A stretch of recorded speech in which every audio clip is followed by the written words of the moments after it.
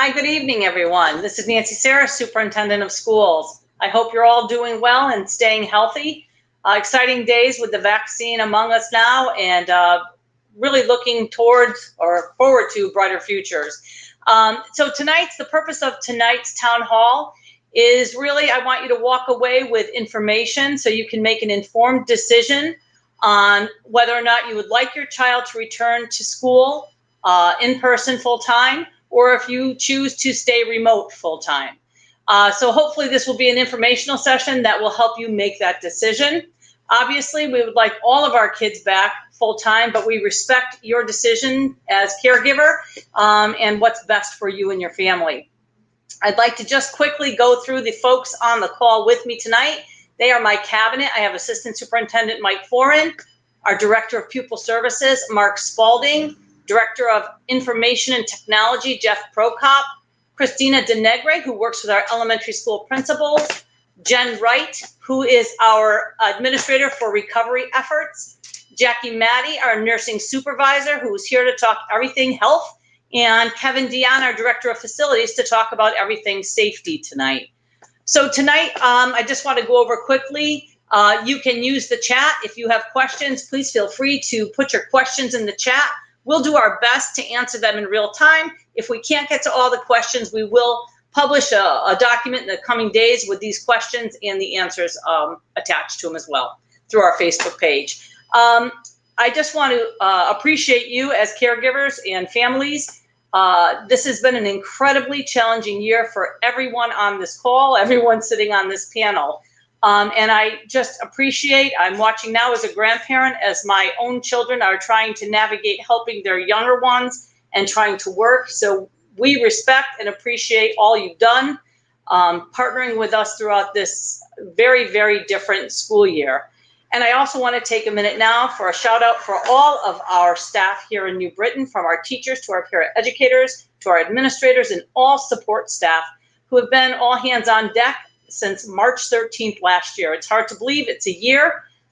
Again, very hopeful that we have brighter days ahead. So feel free to ask questions in the chat, and I'm going to start with our slide presentation. You'll see I'll kind of shrink and go up in the box. And so, Mr. Kanata, if you could please start our slides. So we're starting with, on May 5th, a reopen house at all of our buildings. It's going to look a little bit different at each building. Building administrators and their staff are working on their reopen house plans for Wednesday, May 5th. So that will be just a time to come back in the school as family members and caregivers to just look at the school, see how it's arranged, and give you a sense of peace knowing that health and safety are still number one, even though there's a vaccine. Our first day of school will be Thursday, May 6th. We'll talk more about the schedules in just a bit. So our first day of school back will be Thursday, May 6th. It'll be Thursday, Friday, the weekend off, and coming back on Monday. Thanks, Matt. Next slide.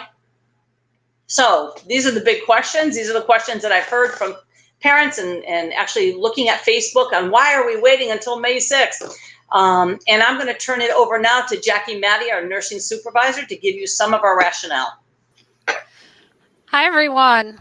Thank you for having me here. So I think the first thing that we need to talk about is why are we waiting for May 6th? And the reason is because we are still finishing up vaccinating our staff and our related service providers. That includes our bus drivers, our lunch personnel, and crossing guards, and others that work with our students. Our final week of vaccinating people works out to be next week, where the second dose is going to be given on April 21st.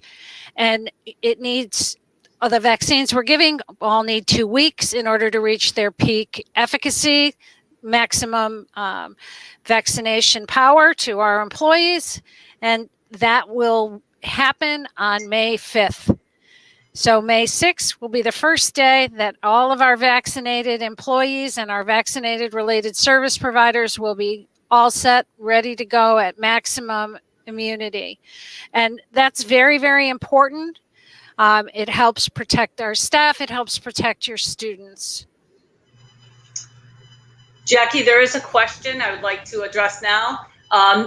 Question is, what will the protocol, once our schools come back, and what will the protocol be if a student is identified or a staff is identified as a positive case of COVID? So nothing is changing from what we're currently doing. So whenever we have anyone who tests positive, we follow the Center for Disease Control guidelines and also the Department of Public Health guidelines. We look at when they were in school, we determine when they were contagious, and then we determine who the close contacts were. Those close contacts, if they are not vaccinated, will go out on quarantine. And in accordance with Center for Disease Control guidelines and DPH guidelines, if they have been vaccinated, plus it's been 2 weeks after they received their last dose of vaccine, then they do not, those persons do not need to quarantine. We work very, very closely with the Department of Public Health to make sure we don't miss anybody. We look at bus videos. We look at videos inside the school. We take reports from adults, reports from students, and from families to make sure that we take care of everyone who's tested positive. And we've been extremely, extremely successful this year. I can count on my fingers, actually probably on one hand, the number of cases that we've had in school where we've had any spread. We've been successful at keeping COVID from spreading in our schools. Thank you, Jackie. The next slide. Thanks, Matt. We are, and one of the other reasons we're waiting until May 6th is that the Department of Public Health does expect that we're going to see an increase in positive cases following April break. If you've been looking on television or newspaper or social media, you probably have seen massive numbers of people in Miami socializing. The Department of Public Health is really expecting a combination of the Easter holiday, of Passover, and also of spring break, where families will be getting together. And just as we saw after the Christmas holiday, that there was an uptick in the number of cases. This will give us time for those cases to dissipate. People who are sick can quarantine, and we won't be passing it around quite as much. Thanks, Jackie. Another question from Jasmine. If someone is positive and doesn't have to quarantine, will they still be allowed in school? Or will they be instructed to stay at home as to not infect others? Anyone who is tested positive must remain home. There is no case where someone who has tested positive would be allowed to come into school. And we follow the amount of time that they have to isolate, which is a minimum of 10 days based on Center for Disease Control guidelines. Thanks, Jackie. The next question from Melanie Alvarez. Will kids who need to quarantine after opening be able to participate in remote school? I can actually answer that one. Thank you. Sorry about that. The answer is yes. Again, we're sticking to those protocols this year because we understand the virus is still among us. So the answer to that is yes. Next question from Kit Moya. What about if there's a staff member who chooses not to be vaccinated? And staff members who choose not to be vaccinated will need to quarantine. And everyone who's positive needs to stay home. And Jackie, and just touch on, and that'll probably be the next slide, but still the use of masks as our policy. It is our district policy that everyone on our campus must wear masks. Right. Every person who is able to wear a mask must wear a mask. And the Center for Disease Control just published some new guidelines for spacing within the within schools. I encourage people to look at it. It came out on last Friday, the 19th, and the Center for Disease Control updated their guidance to K-12 schools to reflect the latest scientific data from studies they did. And one of the studies was actually conducted in Massachusetts, where they showed that when there was universal mask wearing in the school, along with the other mitigation strategies of cleaning, washing your hands, and of course, social distancing, they did not see the spread of COVID in the school. And what they were looking at was to see about the distance between people. And they did find that a 3-foot distance was just as successful as a 6-foot distance in the school setting. And so they are now giving us guidelines that say 3 feet between students is we're not seeing any additional spread of COVID, as long as it's combined with universal mask wearing, along with the other mitigation strategies of cleaning. There are some times when they're looking for more distance, and that would be during physical activities, band, physical education, sports, exercise. Thanks, Jackie. The next question is, what percentage of the New Britain staff, I think is what this question's asking, has been vaccinated?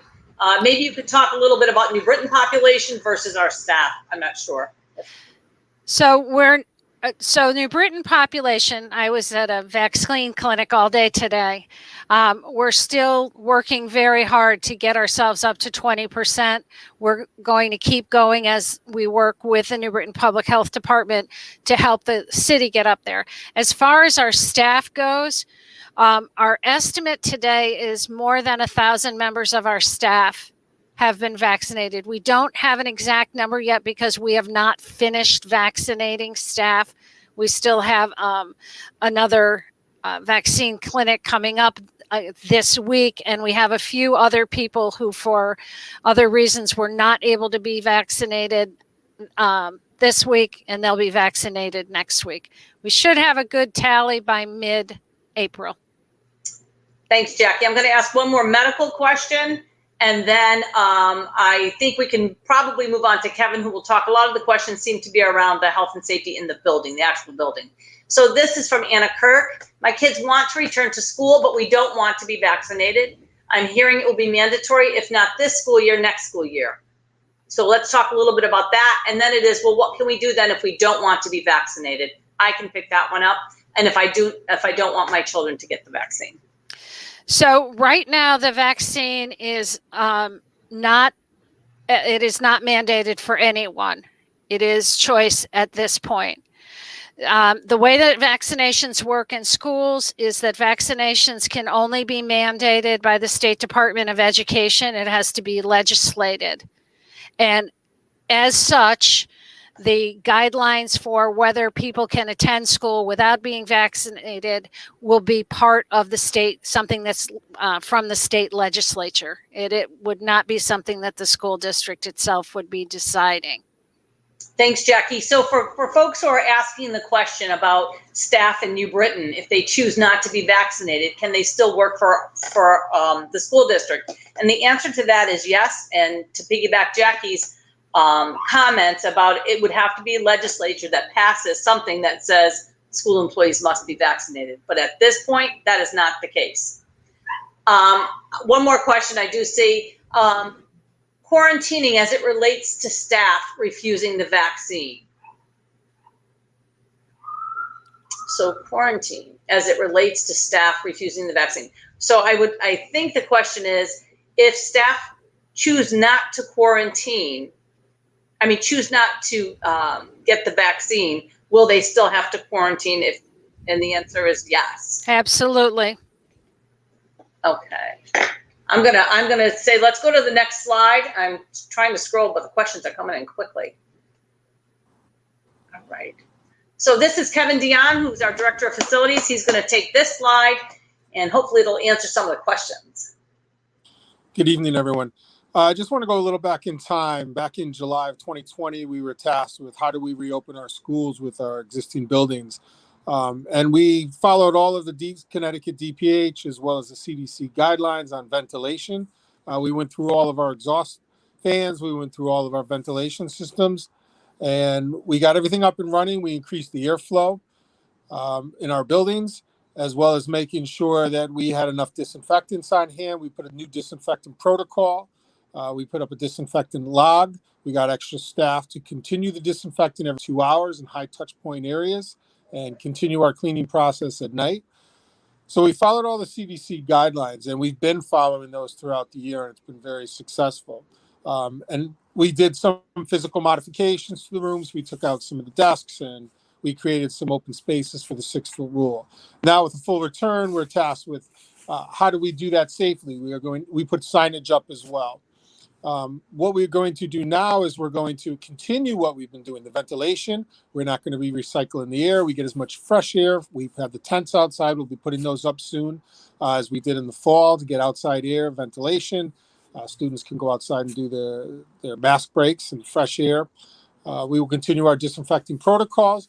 We've got a couple of new products. We have a new product. It's a 24-hour wipe, which will leave hydrogen peroxide. It's full PPE safe. Doesn't require gloves, and it will leave a film of citric acid, which will stop any bacteria or virus. It's been shown to kill COVID with a 6-minute installation once we put the dwell time on it. So it's a good product to put. We'll use it daily. We'll have our custodians do it. We also have plastic dividers that we'll be putting, keep physical barriers and create those as we add desks and tables back to the classroom. We'll have physical barriers between the students to keep everyone safe with all of our current mitigation strategies. We have PPE on hand. We have masks. We have gloves. We have enough disinfectant. So we're ready to face what we need to make sure that all of our students can return safely. Thanks. And Kevin, one of the questions from Shannon is, will 3-foot distance be able to hold all of the students in our classrooms? The 3-foot distance will work now, yes, with the use of the barriers. We took a lot of the extra furniture out of the room. We took out anything that wasn't needed. So the rooms consist right now of a teacher's work area and students' work areas. So with 3-foot rule, we'll be able to get enough students in our room with the physical barriers of getting the plexi shields, which will allow the students to have a physical barrier as well between them.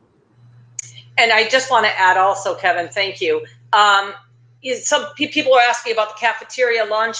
Every building, is a different size building. All of the principals are tasked with determining. I know some of our buildings currently have students in the cafeteria learning. So lunch may still be in the classroom for some kids. It might be in the cafeteria for others.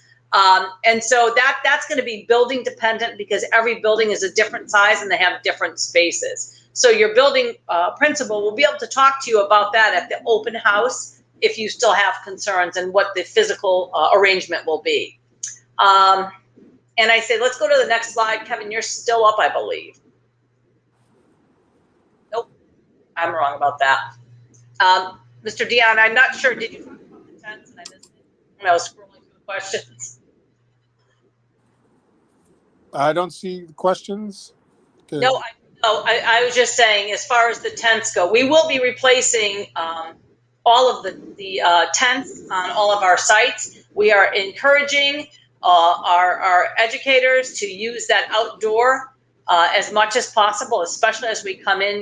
April is the rainy season, but May usually tends to be brighter and sunnier to get our students outside. We still have to practice all of the mitigation strategies that we put in place since the beginning of the school year, right? The biggest difference is now, per the CDC, 3-foot distance between students is acceptable. With the new plexiglass shields that we'll be putting on the tables, that will give like another barrier for your children while in the schoolroom. But all right. I want to stress we're doing the same mitigation strategies we've been doing all year long. So actually, with the plexi and with the 24-hour wipe, we're actually enhancing what we've been doing, and what we've been doing has been very successful. So I think we're getting better and better at it. We are. And so another question from Anne Marie Mancini, where will the physical barriers be placed? So they'll be placed wherever there's a need to put it between the students. So if there's a table, a 6-foot table they were using, we'll put the plexi between them. We'll make sure that we're maintaining that 3 foot. We're buying plenty of plexi. We will put them throughout the room to make sure that students aren't too close and everybody's maintaining the proper social distancing. And a question from Tisha Silva is asking, will the 3 foot distance work in the high school where there are so many children, students? At the high school, because of the use of the desks, we'll be able to maintain those distances. At the lower grades, we use tables, and with those, we'll use more plexi. But with the desks, we're able to move them throughout the room. And again, we've removed a lot of the furniture. And a room where we can't get, we'll modify. We'll go to a larger room or not use that room. Thanks, Kevin. Jackie, this one's for you. Will the staff be taking temperatures before entering school each day? We will not be doing that. We have learned over the course of this that having a temperature is only one symptom of COVID, and it actually isn't as common as people think it is. We'll be looking for anyone who has symptoms of COVID, and if anyone is ill, whether they have a temperature, whether they have a cough, whether they have upset stomach, we'll be sending them home. Those are all various symptoms of COVID. And Jackie, another question for you is, it's basically will our students be able to move more around the building now? Example, going to gym, going to art, going to music, and leaving their homerooms. Yeah. Yes, they should be able to do that. We do, again, have to follow the mitigation strategies. We'll be wearing masks. We'll be social distancing. But we are a little better able to move around the building. We've gotten better with how we do everything. So I want you to talk a little bit about the 15-minute, Jackie. So the question's coming from Carmen Yari Figueroa Brown. Kids don't even keep their masks on the bus. How are they expected to do it in school when they put it down to talk to each other? How are we planning to keep the kids away from each other? Actually, what we are seeing is that our kids are very, very good at wearing their masks. I think a lot of us were surprised at how compliant they are. We do have mask breaks scheduled throughout the day where they can get outside and socially distance themselves and take their masks off. All of our staff is very, very aware that people, not only the students, but also the staff, need to keep their masks on. And so we are providing gentle reminders to students whose masks may slip down or who may have forgotten that they need to wear one. Our bus drivers also have masks available on the bus if a student forgets theirs. And we do have some in school in case the student soils their mask, if they cough or sneeze or something happens to it. We do have an available one in an emergency. Thanks, Jackie. Next question. You're the popular person on the call tonight. Will they be bringing back our sports teams? Can you talk a little bit about sports in the state? So we did hear this, I believe it was this week, that they did remove many of the restrictions on sports. There is still guidance for mask wearing, social distancing, and number of spectators. But it looks like with doing a little bit of work with the towns that we play and following the CIAC and the DPH guidelines, that we will be able to have sports. Thanks, Jackie. Social distancing on the school buses, how will that work? Masks are mandatory on the buses? Masks are mandatory on the buses, and we're going to still try to stay at that 3 feet distance. We'll be working with the bus company, as we worked with them at the beginning of the year, to determine what that looks like to make sure that we can meet those guidelines. Thanks. And I see a lot of questions around choice. So the purpose of tonight was really to give you the information about the safety of our schools, and that we still, it is our priority to keep the building safe and healthy for all of our staff and all of our students. Tonight, we wanted to give you this information so that you can make a choice. whether or not you'd like to send your child back in full, starting on May 6th, or if you'd like to keep your child or choose to keep your child in a remote full-time. We won't be having the hybrid any longer. It will be either the choice of you're making the choice to send your child full in, or you're making the choice to keep your student full remote. There was one question I do want to answer. I'm going to wait on it. It's about the half-day Wednesdays for our K-8 population. So that slide will be coming up, and I'll talk to that in just a moment. All right, Matt, if you could go to the next slide. So, Mike, you're up. Yeah, good evening, everybody.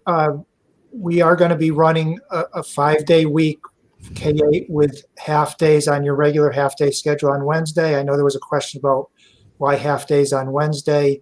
That is so we can continue to do some of the deep cleaning that we've done on Wednesday and continue with those mitigation strategies. The school day will run the same as it has all year this year, as listed on the slide. And the half-day Wednesday schedule will be the same as you're doing for conferences. I think we need to be clear that we are remaining in the hybrid model until May 6th. I know there was a question about after April vacation. So we will remain in the hybrid model through May 5th for those couple weeks after vacation, and then move to this full-in model with half days on Wednesday K-8 and a 4-day week for high school. So high school will run because of their block schedule. Monday, Tuesday, Wednesday will be an asynchronous day as it is now for the high school, and then Thursday, Friday back full days. And I think Nancy's going to mention that for the K-8s, there is in-school childcare available after the half day. So if you do have a hardship related to your students being on a half-day schedule on Wednesday, there will be resources available to support keeping your child in an environment within the school through the end of the day. Yep, that was exactly what I was going to say, Mike. Thank you. So, and we know that we've worked arrangements with lots of families this year who have required that 5-day a week. And so the YMCA, again, a great community partner, is coming in. They will be doing the before school and the after school daycare in every elementary school. And if you have a need to have your child stay for a full day on Wednesdays, you can do that with a pickup time very similar to what we did pre-pandemic. So that option is there. And of course, if that's a hardship for you in terms of, I do know it's for a fee. We always, you reach out to your building administrator. We will help you. That's never the problem. We want to make it as easy for you to get back to work and resume some of the normal activities we did, pre-pandemic. As far as preschool schedule goes, we will post that. It's going to be the same as it is now. There will be transportation. Also, I saw that question. There will be transportation for our littlest ones. And so one of the questions was, when do we have to make the decision on whether or not we want to choose full in or full out? And we're going to get to, here it is. We will be taking, and Jeff will be talking about this in just a minute, about how we will get that information from you. And the purpose that we're asking you to make a choice is we need to be able to set up the rooms for the number of children we know. What we don't want is to have a flood of new kids coming in when we've rearranged. And we want to be able to provide stability for the last 5 weeks. And I also want to mention, May 5th to June 15th, that will be our last day of school. We're keeping with that June 15th. And in just a little bit, Jen Wright is going to talk to you about some of our recovery programming that's available for you in the summer, on Saturdays, etc. So the traditional school year will end on June 15th. I just lost my train of thought because I saw the questions flying in. And so we are keeping for the end of the year as June 15th. Yes to preschool transportation. Yes to childcare on Wednesday half days, so parents don't have to struggle trying to find someone to watch their children for the other half day. Okay, go to the next slide, and I'm going to start reading some of these questions.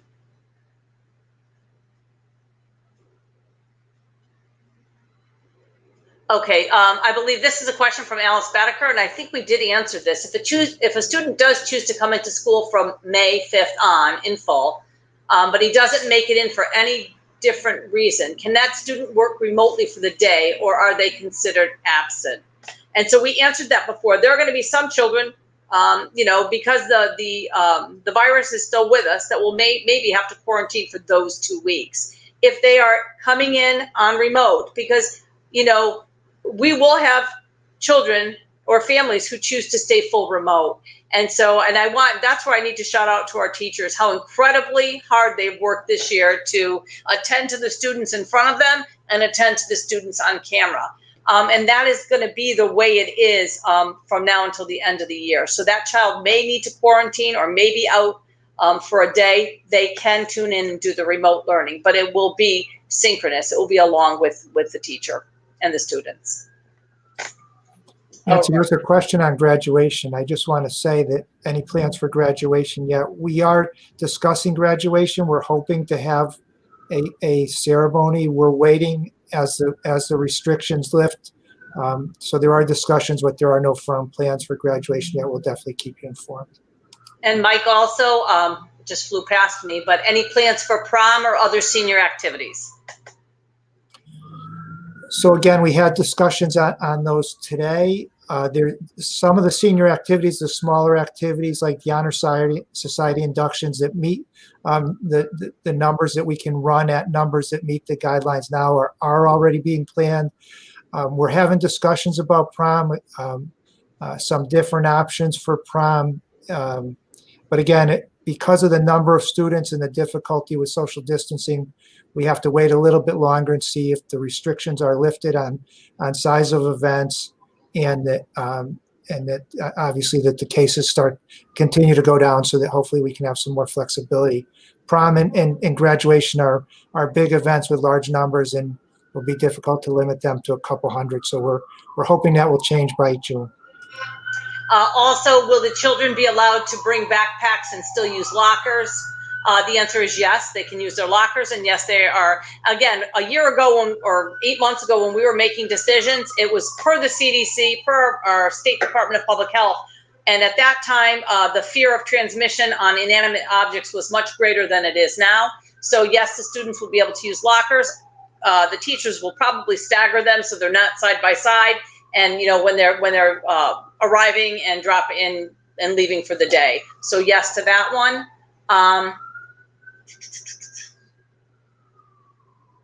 Okay, that was it. I say let's go to the next one.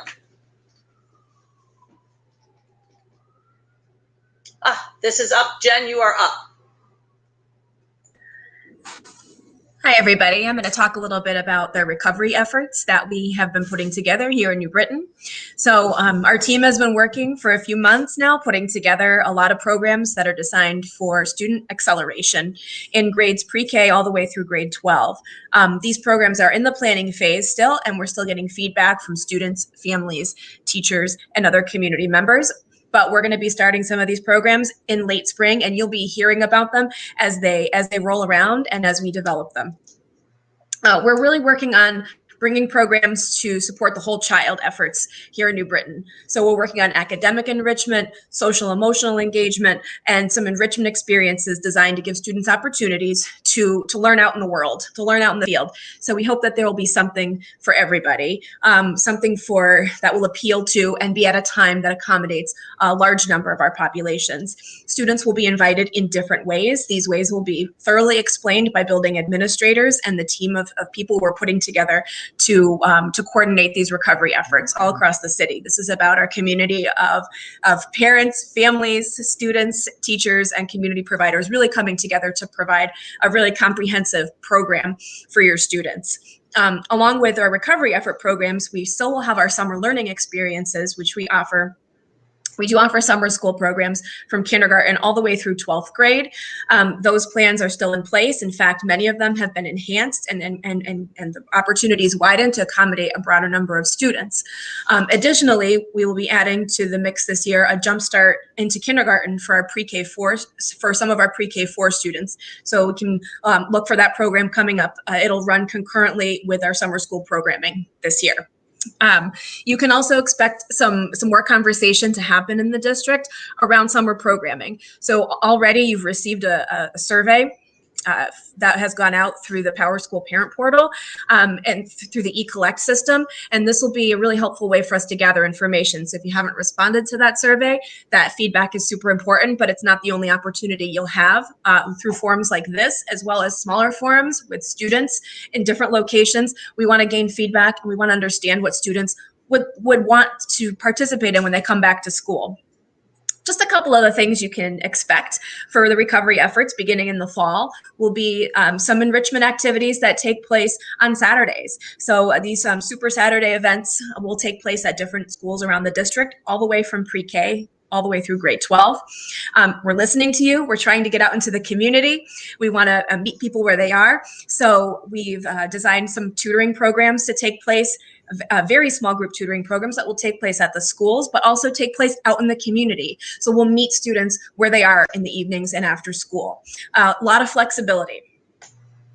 You can expect a lot more conversation to be happening among all stakeholders in the district as we kind of finalize these programs, and you can watch them adapt and change as we learn what's really working for our students in the district. And I'm going to end with this. I'm just going to remind you how important it is for us to all stay connected. This communication is key at this time. We want to come back, like our logo up here says, brighter, better, and stronger. And we feel that we have the capacity to do this with the support of our families and our community members as well. And one way we can get your feedback is to our eCollect system, which Jeff Prokop is going to talk about. And he's going to give you some information on accessing the parent portal. One question. I have a question. Sure. A couple of questions. One is there a cost associated with our summer programming? There is not. Yeah. There is not. No, none of these. The efforts that are provided through the district are at no cost to families. Thank you. And there was another question. Will this meeting be, this isn't for you, Jen, but in general, Okay. Will this be made available in different languages? And while our response is yes, we will be working on translations in Spanish and Arabic and it will be rolled out to you probably within a week. So for families who want to view it or listen to it in another language, it will be made available. Another question, can a remote student take part in tutoring? So our tutoring programs are going to begin in the fall. So if your student is still remote in the fall, Superintendent, I will defer to you because I'm not sure what the answer to that is. So this is very initial stages. Superintendents across Connecticut meet frequently to discuss some of the issues that we may encounter for parents who may choose not to send their students back. And the very, very preliminary plan is that CREC will be offering a remote environment. There will be, that's as deep as I can get with that. Certainly, we want to encourage you. We really believe in person is the best for all students, just in terms of relationship building, being with peers, being out of the house. But there might be those instances where some families have to maybe keep their child in remote. There will be more information on that as it rolls out to me from the State Department around having possibly a remote school by grade level offered through CREC. That's what I know for now. But the plan is that we are full back next September, God willing that nothing flares up this summer that will cause us to have to postpone that. But as it stands right now, with people vaccinated and hopefully getting through the summer, and the plan is that we will be going back full in the fall. Superintendent, I would like to mention that our summer programming we're anticipating being live and in person this summer. We have taken the necessary precautions to spread ourselves out in the schools. We are excited to welcome students back into the programs using all the mitigation strategies that we can to keep students and staff safe with deep cleaning opportunities throughout the day and in the evenings. But we're ready to help students transition back into school and excited about having them back in the buildings and on the grounds. We're going to do as much outside as we can this summer. Thanks. And I want to thank Janice and Diana, one of my board members. So we're going to be sending out a survey, which Jeff is going to get to in a bit, to talk about our uniforms. But for the remainder of this school year, the uniform policy was waived. If you choose to send your child in uniform because it's easier for you or it's better for your child, you may do so. But we are leaving the uniform policy. It is not mandatory from now until June 15th. Part of the survey is going to be seeing what you would like to see happen next year around uniforms. All right, I'm going to turn it over, I believe, to Jeff now, and I'll keep looking through these questions. You're up, Jeff. Good evening, everyone. Hopefully you can hear me, and I didn't mute myself on one end, and I'm going to mute myself on the other. So indeed, the surveys have been mentioned in different ways tonight. And so we put together a survey. It's actually available right now through the PowerSchool parent portal. And it takes account the question about coming back to school, as well as the school uniform policy for next year. And then in addition to both of those, some questions in regards to food service as well. So it's the same concept as what we started and what was also mentioned regarding the return planning for recovery survey as well. So for those, to speak to Jen's point, those that maybe did not actually get to put input on that form is still available as well in our eCollect side of the PowerSchool parent portal. And so the question, of course, thank you, Matt, is how do I access the surveys? So again, it's the parent portal. I can't stress that enough, that it's unfortunately unavailable through the app. I'm a parent as well in the district, and I do understand how convenient that would be, but it is a limitation with PowerSchool itself that I just can't get around, no matter how hard I've tried. So you log into the regular parent portal on the website, and on the left side, it's the forms icon you will see under the navigation headings. Then that will load up a list of potential forms available. You'll see the one that says Spring Reopening Survey under an area called 2021 Spring Reopening. Once the form loads up, just like all our forms on here, we translate them into Spanish and Arabic. So you would just choose your language and it will reload the form in the language of choice there. And of course, go through the questions as asked. And basically from there, you would hit the submit button below. And as we're asking specifically for the intent of a child to come back, unlike maybe some who filled out the previous survey, this will not be something you can submit for a family. So you will submit it for every child independently. Therefore, we have an exact answer for them. And that kind of goes back to the point of why we do have PowerSchool eCollect as the way to do this, instead of, say, the Google form road and posting a link on Facebook or something of that sort. And the biggest reasons are, we can get the data that is not so easily obtained through a Google form because we're using our student information system for this, which leads to the fact that we can actually make for shorter surveys. We don't need to ask you about your child's grade level, what schools you attend, other types of information that gets repetitive, but if you're collecting on a different source, becomes necessary to tie that information back. And also speaking to what Jen was mentioning as well, the forms section in that PowerSchool parent portal is going to become a gateway for ways to register for other services as well within the district. So it really makes for a good advantage for you to get logged in and get through this process and have your account working for that. So Jeff, there was a question asking how they can sign their students up for like the summer programs, etc. And if you want to just take that and stress the importance of this. Absolutely, because as Jen was saying that as well, right? The form that's out there right now talking about recovery for next year starts to gather some interest. And Jen, please correct me if I'm wrong, but in regards to that form, it asks about what particular types of activities and when you would like those activities to be available, that become very useful to tie back to offering those programs, looking for where a school maybe is best suited for a certain type of program. So there's a lot of information. And for the record, again, speaking from the parent and testing it and submitting about 47 times for my kids, the good news is if you did fill out the form and put no, I'm not interested, my kids are doing fine academically, but now you're hearing this and going, oh, well, maybe I would like to go back and click I'm interested at this point. You can go back to the form and resubmit it, and it will update that information. So absolutely, feel free in going back to collect or update that information for us there. And I have to give a shout out to Darlene, our secretary at Smith. She is saying, families, call the school secretaries. They know how to help you. They will walk you through it. And if they don't, they're going to find someone in their staff that can.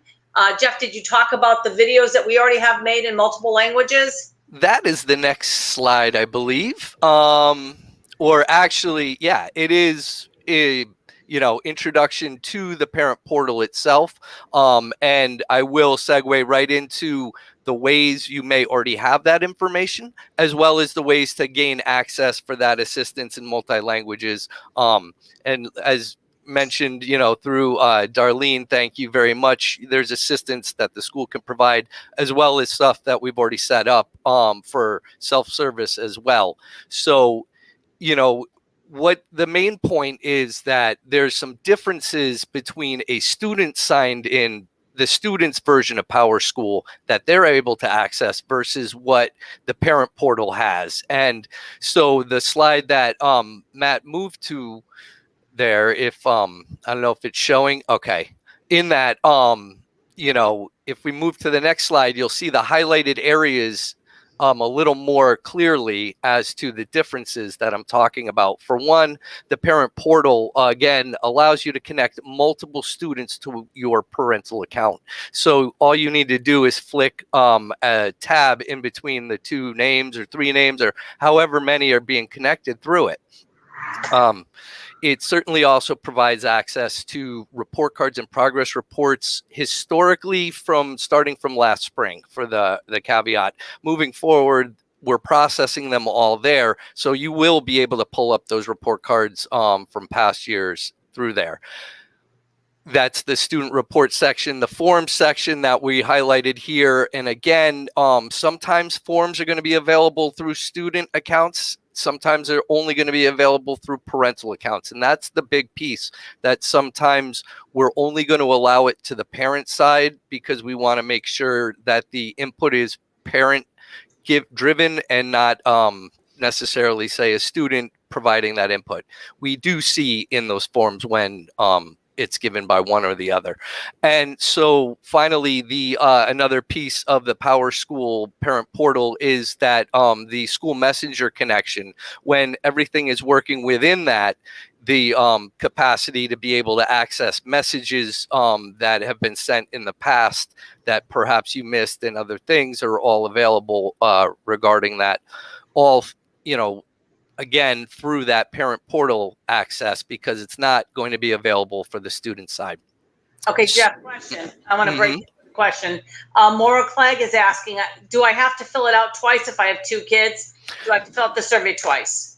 Yes, you will have to fill that out twice per kid in answering it. So you will, at that point, in switching between the students, for example, having two children in the district, filling out for one, and then I go to the other, it's going to say that that's going to be needed. And we will start to reach out, and monitor where the inputs, where we have answers and where we need to follow up. And we would start doing that at a school level to, really make sure we're not missing one of the children to speak back to that form. Another question.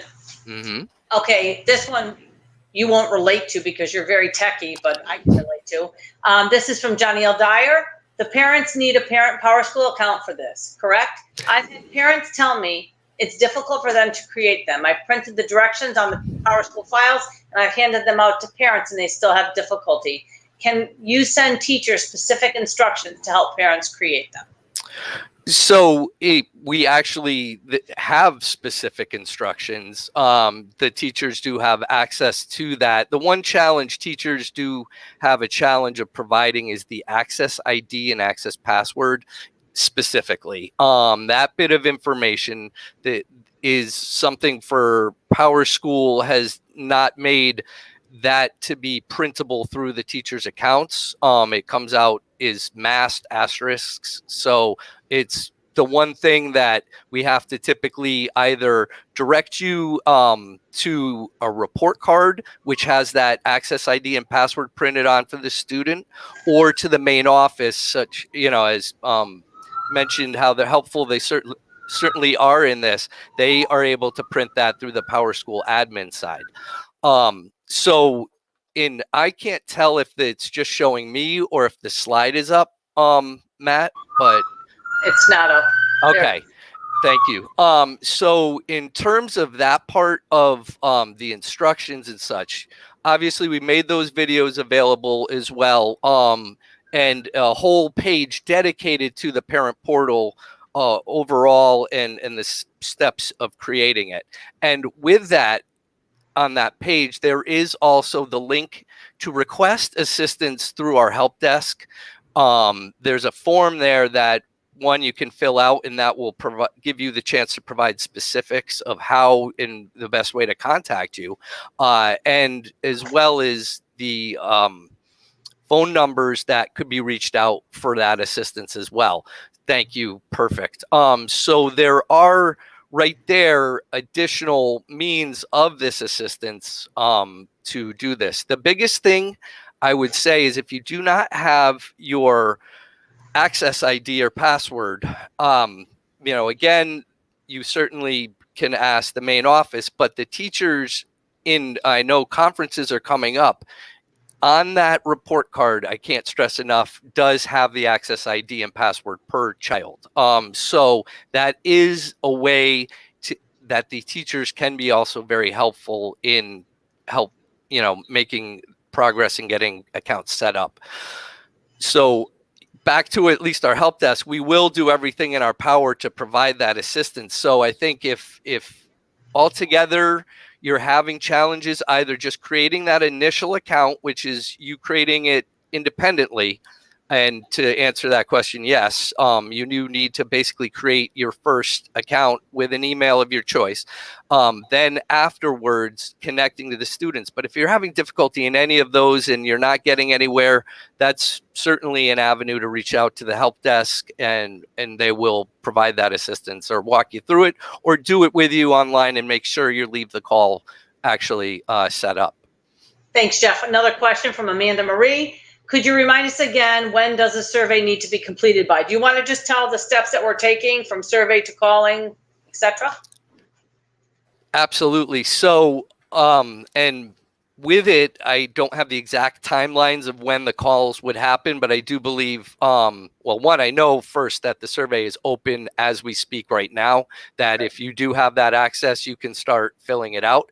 And then I believe after a few weeks in checking the results, we would start reach outs specifically to the children we do not have an answer for yet. And that would then be, one of the strategies we did, of course, in the spring was that phone surveying, which is certainly challenging for the amount of questions that this survey provides, but we may utilize a strategy like that as a means of getting some of the most basic answers back.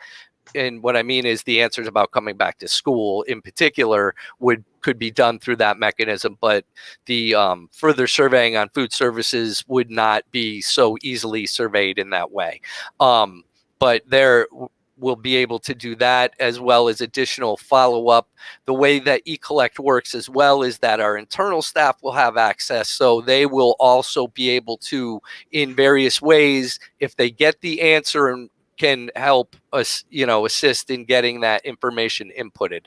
So there's, like any way we do this, we're trying to cast the wide net to get the answer as any way we can, as much as possible. But the sooner we get that information, the better. And the advantages, again, to the parent portal, I can't stress enough that this is a good reason to get connected if you aren't already. Thanks, Jeff. I'm going to answer some of the questions. Mark Spalding, I actually have a couple of questions for you first, and I may jump back to you, Jeff, in a minute. Talking specifically about our students who are in the KEY program, how will we maintain a 3-foot? Talk a little bit about the staff. Sure. So one of the things we've done in the KEY program, first of all, for our little ones who are unable to wear masks due to their age or their disability, we are requiring our staff to wear full PPE. That's including a shield. For our older kids in those groups, we've done a pretty good job with the social distancing, so we're pretty comfortable there. For the little ones, again, what we're doing is we're bringing in additional staff to support those classrooms to ensure that that distancing occurs. Thank you. And I know they're kind of random. I'm really sorry about that. I wanted to mention too, someone was asking about our recovery efforts, and will it be going into the next school year? So we received about $22 million from the state directly for how to recover the learning loss over time. I do want to say that this isn't a New Britain thing. It's not a Connecticut thing. This is worldwide, right?